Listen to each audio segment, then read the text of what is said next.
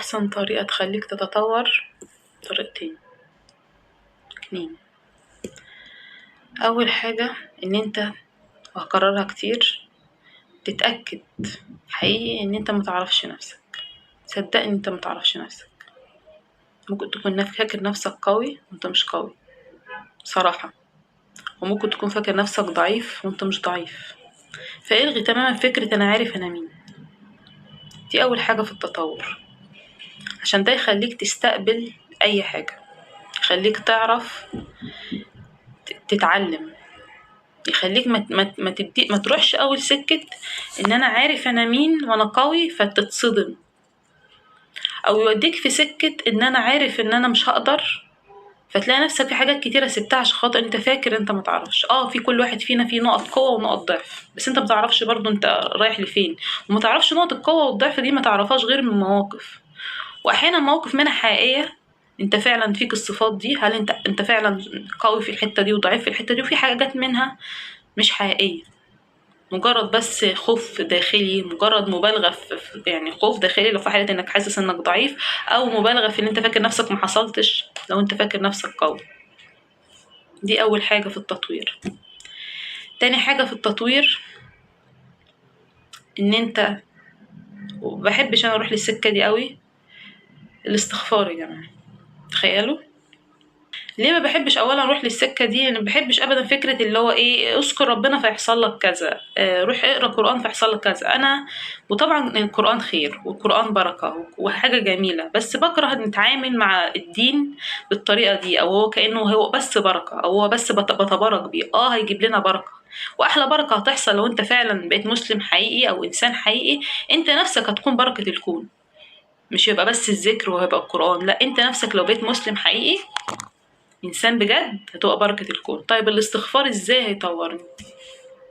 لو انت استغفرت بالطريقة اللي بقولك عليها دي، ازاي؟ بصرف النظر عن فوائد الاستغفار، وبصرف النظر ان ربنا شجعنا ان احنا نستغفر لمصلحتنا، وعشان احنا مش مجرد بركة واللي احنا بس يا رب احنا استغفرنا يا رب بص الحمد لله استغفرنا افرح بينا بقى.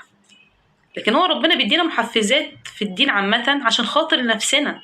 هو ربنا غني، ربنا غني عننا، احنا اللي محتاجينه، واحنا اللي محتاجين الاستغفار في حياتنا. فانت لو حطيت في دماغك الاستغفار ده، انت هيفيدك انت بصرف النظر عن التدين وان انت او عن الثواب وعن ان انت هتاخد حسنات كتير. انت ده هيغير حياتك. ازاي الاستغفار هيغيرك؟ انت لو استغفرت بجد، انا النهارده هقعد هستغفر 33 مرة، 10 مرات، 11 مرة، مش هتفرق، بس انا بستغفر عشان خاطر افتكر ايه الغلط اللي انا عملته في يومي، افتكر انا عملت ايه غلط، عشان انا كل ما هفتكر اتذكر. ما الذكر يعني ايه؟ بتذكر. كل ما هفتكر انا عملت ايه غلط هتطور، مش هتصدم بعد كده اقول ايه ده وانا ما عملتش حاجه غلط خالص في حياتي، وايه اللي حصل، او انا ما اذيتش حد خالص في حياتي فايه اللي بيحصل لي ده. انت لما تقعد تستغفر بجد، الاستغفار ربنا عايزه، اللي انت بتستغفر مركز انا بقول ايه، غلطت في ايه. ده ملوش علاقة بس بحقوق الناس عليك، حقوقك على نفسك برضو. أنا النهاردة مثلا يعني قعدت كتير أوي على النت، ضيعت وقت كتير من عمري مثلا. شوف اللي هيجي على دماغك، هو يبدو الموضوع تافه بس شوف اللي هيجي على دماغك. تخيل كل يوم هتستغفر. اديك مثال بسيط، أبسط حاجة في يعني لو فرضت إن مش لاقي انت في ذنوب في نفسك خالص غير انت بتضيع وقتك مثلا، هسيبك بقى من مامتك انت سايباها بتشتغل وحدها في البيت، او مراتك اللي مزهقاها في عيشتها، او كل الحاجات الجميله اللي انت بتعملها في تجارتك او في شغلك وانت ما بتشوفش شغلك وما بتتقنش عملك، او حتى ما بتشوفش شغلك اصلا، بتذل الناس لحد ما بترد عليهم، بتذل الناس لحد ما تعمل لهم حاجاتهم، في حين ربنا مديك الشغلانه دي نعمه عشان تخدم الارض وتخدم الناس. انت بتستخدم النعمه دي عشان تذل اللي حواليك او تزهقهم في عيشتهم او ما تدهمش حقهم او تغشهم. دي في حد ذاتها ذنوب رهيبه بس محدش طبعا بيتكلم عليها. خلينا بس فيك دلوقتي. فانا هنرجع تاني، انا دلوقتي مثلا بضيع وقت. تخيل مثلا هديك مثال بسيط اهو، انا بضيع وقتي كل يوم، بقعد على النت كتير. استغفر الله العظيم يا رب. مش ده بيأذيك؟ تستغفر ربنا، استغفر ربنا، استغفر. تخيل كل شويه تستغفر ربنا بالطريقه دي، انت كل شويه بتفكر نفسك انا غلطت في الحته دي، فهتتطور لوحدك. هتلاقي نفسك بعد كده من كتر ما انت حاسس ان الموضوع ده غلط غلط غلط، استغفر العظيم يا رب معلش سامحني بضيع وقت انت مديهولي اعمل بيه حاجه غاليه بس انا بضيعه في حاجات تافهه. انا بديك ابسط حاجه، فيا رب استغفر العظيم. هتلاقي ربنا شويه انت نفسك اولا حاجتين، بتفكر نفسك ان اللي بعمله ده غلط عن طريق انت بتستغفر، وفي نفس الوقت انت شويه بشويه بتفكر نفسك، فتلاقي نفسك بعد كده اخدت خطوه ان انا الحاجه دي هتتغير، فتلاقي نفسك تطورت. قيس على كده حاجات كتير بقى. قيس على كده مثلا ايه الذنوب، مثلا بغش في التجاره بس مش عارفه اوقف. يعني مثلا بغش في تجارتي، الناس اللي بديلي الناس مش هو اللي باكل منه مثلا، فانا مش عارف اوقف حاجه زي كده، وكل التجار بيعملوا كده. انا يعني مش يعني انا بعمل زيهم، انا مش حرامي زيهم مثلا، فهستغفر ربنا بس انا مش عارفه اوقف. هستغفر ربنا على الحكايه دي، استغفر العظيم استغفر العظيم استغفر العظيم. شويه بشويه شويه بشويه ربنا رحمن رحيم، يعني برضو مش هيكلفك فوق طاقتك. شويه بشويه هتلاقي نفسك انسان، شويه بشويه على الاقل هتحاول شويه تظبط الحاجه، بعد كده تظبطها قوي، بعد كده مش هيفرق معاك بقى انت تخسر ولا ما تخسرش. لو انت مشيت صح، ان عاده كتير في مخنا دايما اللي بيمشي صح دوت هيخسر كتير. فبعد كده توصل لمرحله تقول لا انا ده راحه ضميري اللي هي الاهم حاجه، اخسر مش مشكله بس هكسب بركه كتيره، انا مع ربنا.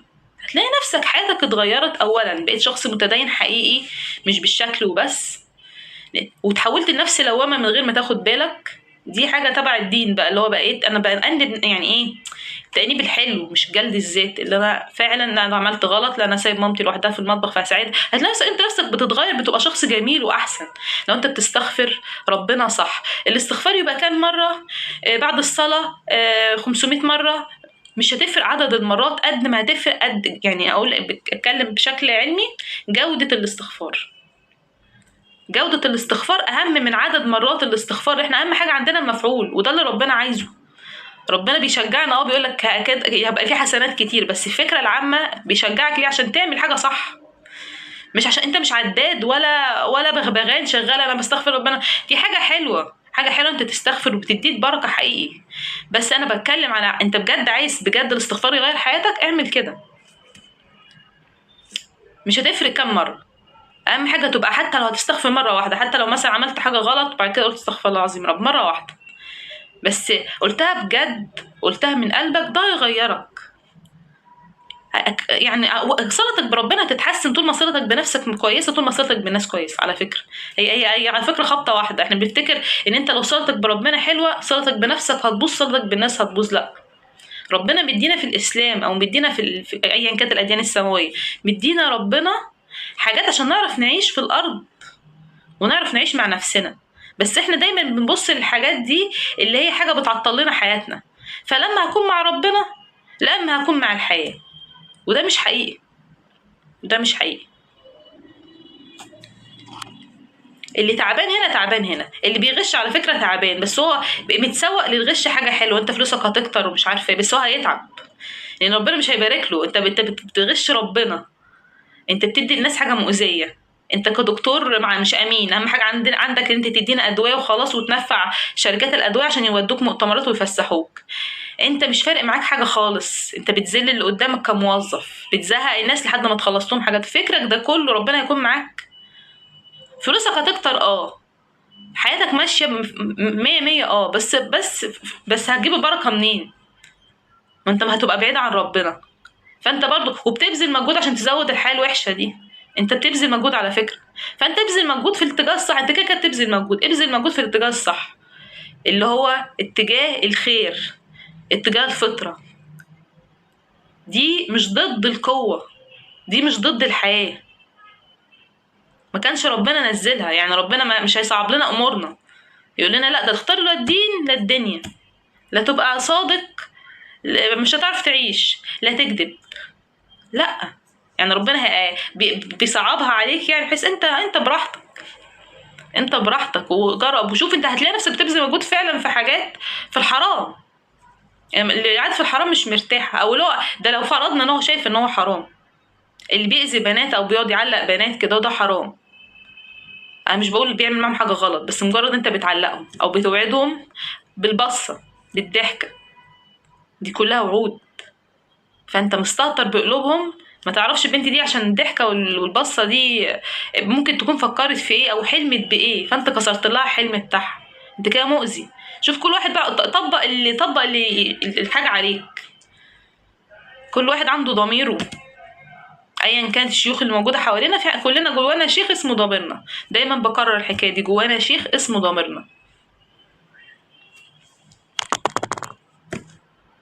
فنجرب ان احنا نستخدم الموضوع ده عشان نتطور، بدل ما هنروح كل شويه نقول تفاصيل كتير عشان نتطور، في حين ان احنا الحمد لله كشعوب متدينه، وبتكلم على فكره كشعوب متدينه عامه، الشعوب العربيه احنا في ايدينا حاجات نقدر نتطور بيها بمنتهى البساطه، لو احنا بس بقينا معدين الشوق بتاعنا شويه، بصرف النظر عن شكلنا ايه من بره.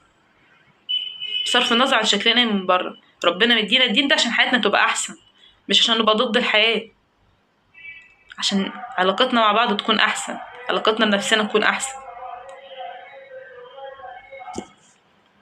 بس هما خطوتين هكون تطورت بيهم. اسفه لو طولت عليكم، بس يعني فعلا الموضوع ده بيستفزني جدا، فكره ان احنا ناخد الاستغفار من بره، او يعني بتضيع حاجه جميله قوي، اللي هو ايه، اصل هو هيديني بركه. هيديك بركه، بس هو احلى من كده، احلى من كده بكتير. الصلاه جميله جميله، يعني لازم تصلي، بس والله انت بتصلي عشان نفسك.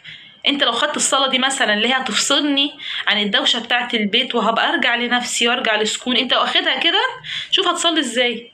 ولا بقى هتشوف بقى اتجاه القبله، حلو، اتجاه القبله حلو، بس هتكون مركز قوي ان دي حاجه بتريحك، مش حاجه فرض عليك هتدير ربنا. هاجي على نفسي وادير ربنا. ربنا بيديك الحاجات دي ليك انت عايزها بالطريقه الصح، عايزها مش عايزها خلاص اعملها من بره بقى زي ما انت بتعمل، انقش الصلاه كده بسرعه، وركز بقى يمين ولا شمال، ده كل اللي يفرق معاك. انت كده بتضيع على نفسك راحه كبيره. مش بقولك ما تركزش يمين وشمال، انا قصدي ان انت الصلاه الاصل في الصلاه، الاصل في الاستغفار انت بتراجع نفسك، الاصل في الصلاه انت بترتاح، ومش محتاج راحه واحده عشان الضغوط بتاعتنا دي. احنا بنحتاج تقريبا فعلا 5 صلوات، و5 صلوات بتركيز عالي جدا. طولت تاني؟ شكرا. لو عجبكم الفيديو لايك وشير. سلام.